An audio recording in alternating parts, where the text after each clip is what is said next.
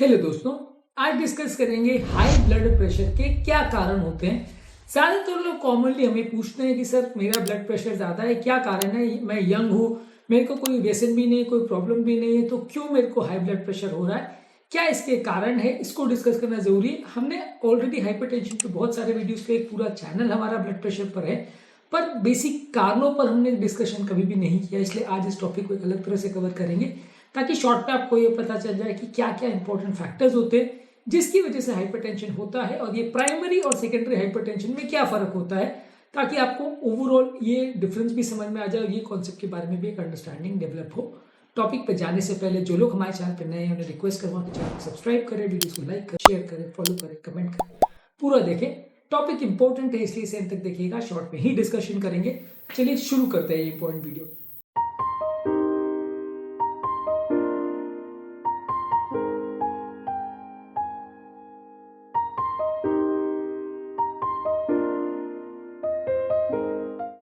सबसे पहले प्राइमरी और सेकेंडरी हाइपरटेंशन में फर्क क्या होता है। प्राइमरी हाइपरटेंशन का बेसिकली मतलब है कि ये विदाउट एनी रीजन हाइपरटेंशन होता है, यानी इसमें कोई एक पर्टिकुलर बीमारी या इशू नहीं है जिसकी वजह से पेशेंट का ब्लड प्रेशर बढ़ रहा है। यानी कि कोई ऐसा पर्टिकुलर किडनी में प्रॉब्लम या ब्रेन में प्रॉब्लम या ट्यूमर का प्रॉब्लम, ऐसा कोई स्पेसिफिक इशू नहीं है जिसकी वजह से ब्लड प्रेशर बढ़ रहा है, जिसको ठीक कर देने से प्रॉब्लम ठीक हो जाएगी।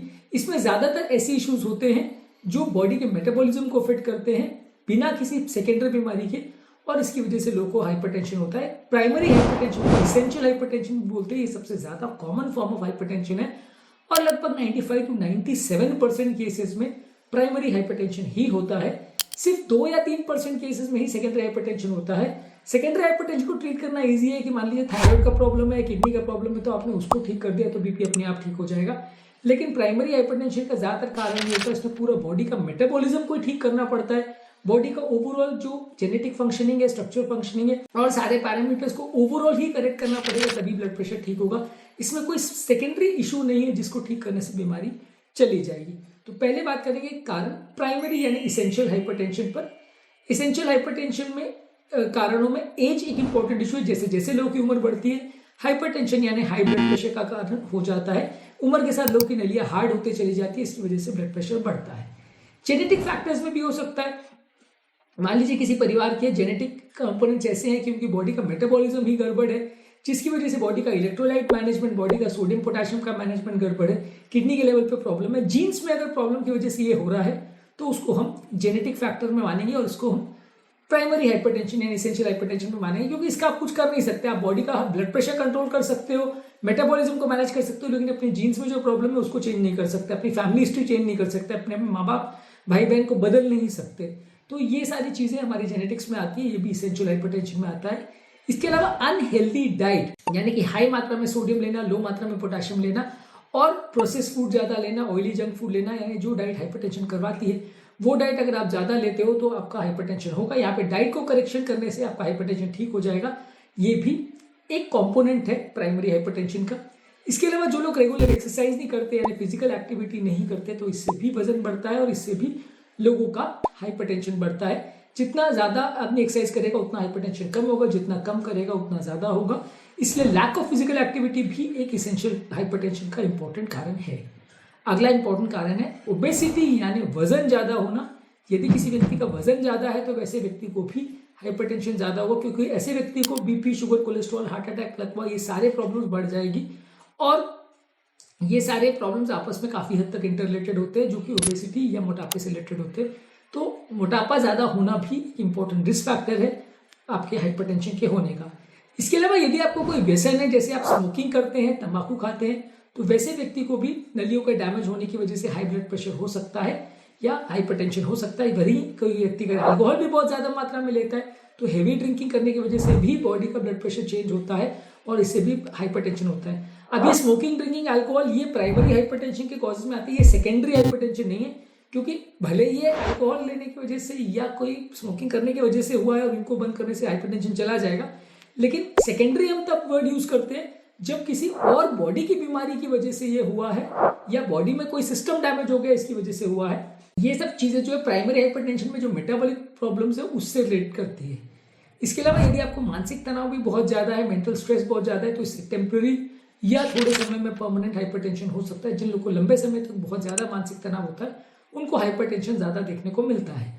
इसके अलावा यदि किसी व्यक्ति को अगर स्लीप एपनिया है जो कि बहुत ज़्यादा मोटापे की वजह से होता है, बहुत ज़्यादा मोटापे की वजह से जब आदमी रात को सोता है तो श्वास की नली दब जाती है, इसकी वजह से चोकिंग सेंसेशन होता है, उसकी वजह से बार बार उसकी नींद खुलती है, उसका मेटाबॉलिज्म गड़बड़ होता है और इसकी वजह से बॉडी में इन्फ्लेमेशन होता है जिससे कि आपको स्लीप एपनिया होता है।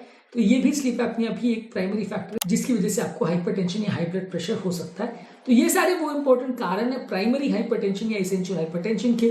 अब बात करेंगे सेकेंडरी हाइपरटेंशन के क्या कारण होते हैं, कौन कौन सी ऐसी बीमारियां हैं बॉडी की जो अपने वजह से बॉडी को हाइपरटेंशन करती है। यानी नलियों में प्रॉब्लम नहीं है, यानी कि किसी रक्त नली में कोई मेटाबॉलिज्म चेंज नहीं हुआ है, रक्त नली में कोई इश्यूज नहीं हुआ, किसी और बीमारी ने प्रॉब्लम की है जिसकी वजह से हाइपरटेंशन हुआ है। तो सेकेंडरी हाइपरटेंशन वैसे तो काफी कम होता है, 3-4% ही ज्यादा इसका इंसिडेंस होता है, पर इनके बारे में जानना समझना जरूरी है। काफी यंग लोगों में और उम्रदराज लोगों में ये बीमारी देखने को मिलती है। इसके अलावा तो सेकेंडरी हाइपरटेंशन के कॉजेज हैं किडनी डिजीज। अगर किसी व्यक्ति का किडनी कॉम्प्रोमाइज है तो बॉडी में फ्लूइड रिटेंशन होगा, बॉडी का सोडियम पोटेशियम का मैनेजमेंट गड़बड़ा जाएगा, इसकी वजह से नलियां भी हार्ड हो जाएगी, बॉडी में इन्फ्लेमेशन होगा और इसकी वजह से हाइपरटेंशन होगा। तो किडनी की बीमारी की वजह से सेकेंडरी हाइपरटेंशन होता है। यदि किडनी का प्रॉब्लम है और खासकर किडनी की नलियां अगर सिकुड़ी हुई है, रीनल आर्टरी स्टेनोसिस है, तो ये एक इंपॉर्टेंट कारण होता है हाइपरटेंशन का, जहां पे उसका ट्रीटमेंट करने से ब्लड प्रेशर को कंट्रोल करने में काफी मदद मिलती है और किडनी की बीमारी को आप करेक्ट करोगे तो बीपी अपने आप ठीक हो जाता है। इसी तरह से अगर कोई एंडोक्राइन प्रॉब्लम है, जैसे थायराइड अगर ज्यादा है, थायराइड अगर कम है, कुशिंग सिंड्रोम है या फियोक्रोमोसाइटोमा है, तो यहाँ किसी हार्मोनल प्रॉब्लम की वजह से हाई ब्लड प्रेशर हो रहा है। नलियों में प्रॉब्लम नहीं है, मेटाबॉलिज्म में प्रॉब्लम नहीं है, लेकिन हार्मोन की वजह से मेटाबॉलिज्म गड़बड़ हो गया, इसकी वजह से आपको हाइपरटेंशन हुआ है। जैसे आप हार्मोन का सप्लीमेंट लेते हो या उसको करेक्ट करते हो, उसके लिए दवाएं लेते हो, ब्लड प्रेशर के प्रॉब्लम अपने आप चला जाता है। यहाँ पे ब्लड प्रेशर को डायरेक्टली आप ट्रीट नहीं भी करोगे तो काम चलेगा, बेसिक जो प्रॉब्लम है वो दूसरे कारणों से हो रही है, हार्मोन प्रॉब्लम से हो रही है। इसके अलावा कुछ ऐसी दवाइयां हैं जैसे ओरल कॉन्ट्रासेप्टिव, कॉर्टिकोस्टेरॉइड्स और non steroidal anti inflammatory drugs यानी कि पेन किलर्स, इनकी वजह से भी लोग को हाई ब्लड प्रेशर हो सकता है। यहाँ पे ये हाई ब्लड प्रेशर जो है इन दवाइयों के साइड इफेक्ट की वजह से हो रहा है। जैसे आप इन दवाइयों को बंद करते हो ब्लड प्रेशर अपने आप चला जाता है, तो ये भी सेकेंडरी हाइपरटेंशन में आता है। इसके अलावा एड्रिनल ग्लैंड के कुछ ट्यूमर्स हैं जो कि कुछ स्पेसिफिक हार्मोन्स बनाते हैं जो कि हाई ब्लड प्रेशर कर सकते हैं, जैसे कि फियोक्रोमोसाइटोमा जैसे एड्रिनल के अलग अलग ट्यूमर्स बाकी भी आते हैं, जो ये सारे आपको हाई ब्लड प्रेशर कर सकते हैं। ये ट्यूमर को आप निकाल दोगे तो ब्लड प्रेशर चला जाएगा, यानी इस ट्यूमर के कारण से हाई ब्लड प्रेशर हुआ। पर इस कहने का मतलब ये बिल्कुल नहीं है कि हर व्यक्ति में आप ट्यूमर ढूंढना चालू कर दो, कि हर व्यक्ति में आप हार्मोन प्रॉब्लम ढूंढना चालू कर दो। सेकेंडरी हाइपरटेंशन बहुत कम केसेस में होता है, 2 या 3% केसेस में ही होता है, तो इसलिए हर केस में इसको ढूंढने की आवश्यकता नहीं है। इसके अलावा अगर किसी व्यक्ति को कोई ब्लड वेसल की डिफेक्ट हो, जैसे कंजाइटल स्ट्रक्चरल हार्ट डिजीज हो या नलियों में रुकावट हो जैसे कोआक्टेशन ऑफ एओर्टा, इसकी वजह से भी अपर बॉडी का ब्लड प्रेशर बढ़ सकता है। नली में जब अगर रुकावट होती है तो उसकी वजह से हार्ट को ज्यादा हाई प्रेशर जनरेट करना पड़ता है ब्लड को नीचे तक पहुंचाने के लिए, इसकी वजह से भी हाई ब्लड प्रेशर हो सकता है। तो कोआक्टेशन ऑफ एओर्टा या एओर्टो आर्थराइटिस में भी हाई ब्लड प्रेशर हो सकता है। और लंबे समय तक कोई व्यसन करने से, जैसे लंबे समय तक अल्कोहल लेने से, लंबे समय तक स्मोकिंग या तंबाकू लेने से आपकी नलियां परमानेंटली डैमेज हो जाती है और इसकी वजह से भी हाई ब्लड प्रेशर होता है। तो अगर शॉर्ट ड्यूरेशन के लिए करें तो वो प्राइमरी हाइपरटेंशन में आएगा, पर अगर लंबे समय से आप करे जा रहे हो तो ये आपके ब्लड वेसल्स को परमानेंट डैमेज कर सकता है, इससे भी हाई ब्लड प्रेशर के चेंजेस हो सकते हैं। तो क्रॉनिक अल्कोहल अब्यूज और क्रॉनिक स्मोकिंग से भी हाई ब्लड प्रेशर के चेंजेस हो सकते हैं। तो ये तो हुए कारण सेकेंडरी हाइपरटेंशन की। हमने पहले बात करी प्राइमरी हाइपरटेंशन की। सेकेंडरी हाइपरटेंशन यानी किसी और बीमारी की वजह से हाइपरटेंशन हो रहा है तो उसको सेकेंडरी हाइपरटेंशन बोलते हैं। ये समझना और उसके डिफरेंस को मैनेज और मेंटेन करना जरूरी है ताकि ओवरऑल एक अंडरस्टैंडिंग डेवलप हो पाए और आप हाइपरटेंशन के कारणों को समझ पाओ। इनमें से हर व्यक्ति में कोई ना कोई कारण या बहुत सारे कारण साथ में इन्वॉल्व हो सकते हैं।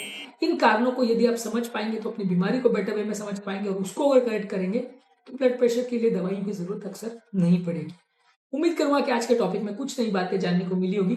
हमने लो ब्लड प्रेशर के कारणों पर और सेकेंडरी और प्राइमरी हाइपरटेंशन के कारणों पर डिटेल वीडियोस भी किए, इनको भी जरूर चेकआउट करें। टॉपिक एंड करने से पहले जो लोग हमारे चैनल पर नए हैं उन्हें रिक्वेस्ट करूंगा कि चैनल को सब्सक्राइब करें, वीडियोस को लाइक करें, शेयर करें, फॉलो करें, कमेंट करें।